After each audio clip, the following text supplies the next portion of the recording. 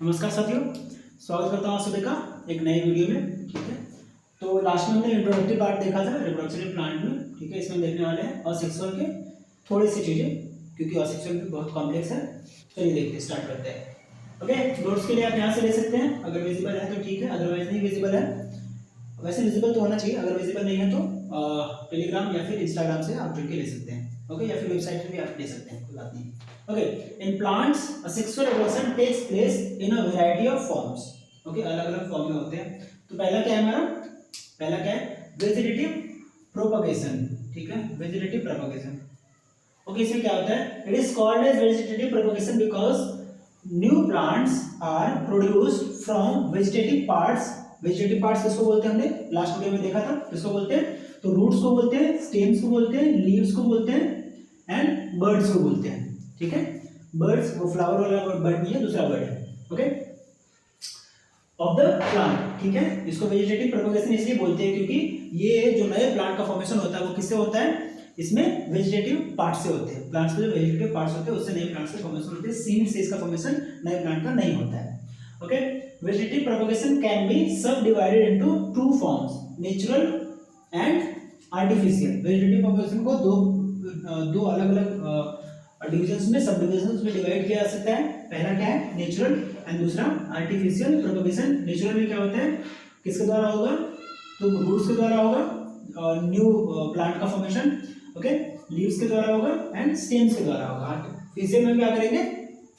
हम कुछ जुगाड़ लगाएंगे। ठीक है, हम क्या करेंगे? मैनमेड टेक्निक्स लगाएंगे, ह्यूमन कुछ एफर्ट लगाएंगे। इसमें हम कोई ह्यूमन एफर्ट नहीं लगाएंगे, कोई आर्टिफिशियल कोई टेक्निक यूज हम नहीं करेंगे। ओके, तो आर्टिफिशियल में क्या करेंगे? पहला हम कटिंग देखेंगे, फिर ग्राफ्टिंग देखेंगे और फिर लेयरिंग देखेंगे। ये तीन चीजें हम इसमें देखने वाले हैं। ओके, तो vegetative propagation by root. Roots के द्वारा कैसे होता है? सो रूट्स के द्वारा कैसे होगा? Primary, the primary function of root, ये तो हम सब जानते हैं, to absorb water and minerals, water minerals nutrients and anchor plant in the soil. ये इसका प्राइमरी फंक्शन है। ठीक है, कि सॉइल में उसको लगा के रखना और सॉइल से वाटर मिनरल्स न्यूट्रिएंट्स एब्जॉर्ब करना। लेकिन इसके अलावा क्या करता है? In some plants roots are modified to store food. ठीक है, फूड स्टोरेज के लिए भी हो जाता है। Okay, and become swollen. ठीक है, स्वेलन हो जाता है, फूल जाता है। ठीक है, एग्जांपल देखते हैं इसका भाई। अच्छा, इन स्वेलन पार्ट्स को हम क्या बोलते हैं? इन स्वेलन पार्ट्स को हम क्या बोलते हैं? ट्यूबर बोलते हैं। ठीक है, ट्यूबर, इसको कहीं पे रूट ट्यूबर भी बोला जाता है। ठीक है, क्या बोला जाता है? ट्यूबर या फिर रूट ट्यूबर।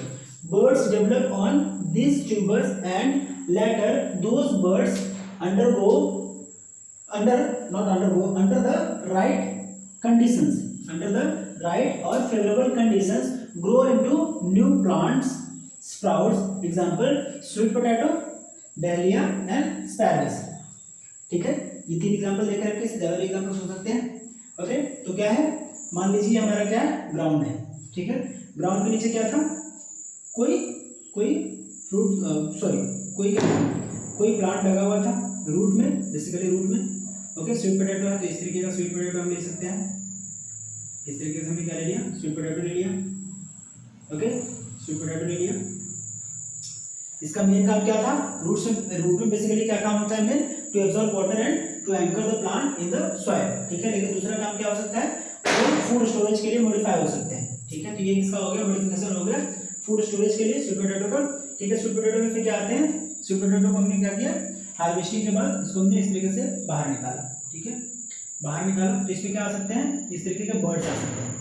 क्या आ सकते हैं? बर्ड्स आ सकते हैं। तो फिर पोटैटो में भी हम देखेंगे, पोटैटो में क्या आता है? आलू में क्या आता है? बर्ड्स आते हैं, वाइट वाइट बर्ड्स आते हैं। ये कैसे आएंगे? वाइट वाइट बर्ड्स आएंगे। ठीक है, वाइट वाइट बर्ड्स आएंगे, फिर वो बर्ड्स क्या हो जाएंगे? ग्रो करेंगे और ग्रो करने के बाद न्यू प्लांट में कन्वर्ट हो जाएंगे।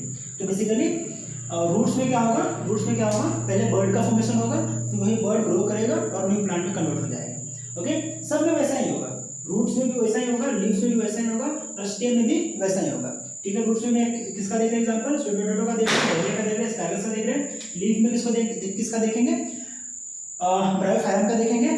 ठीक है, ब्रायोफाइटम का देखेंगे, ब्रायोफाइटम। स्टेम में किसका देखेंगे? जो हमारा आलू है, पोटैटो है, उसका एग्जांपल देखेंगे। सब में क्या होगा? पहले बर्ड का फॉर्मेशन होगा। ठीक है, फिर बर्ड ग्रो करेगा और न्यू प्लांट में कन्वर्ट हो जाएगा। ओके, पहले पेरेंट बॉडी से लगा हुआ रहेगा, फिर पेरेंट बॉडी से पूरी तरीके से न्यू प्लांट में कन्वर्ट हो जाएगा।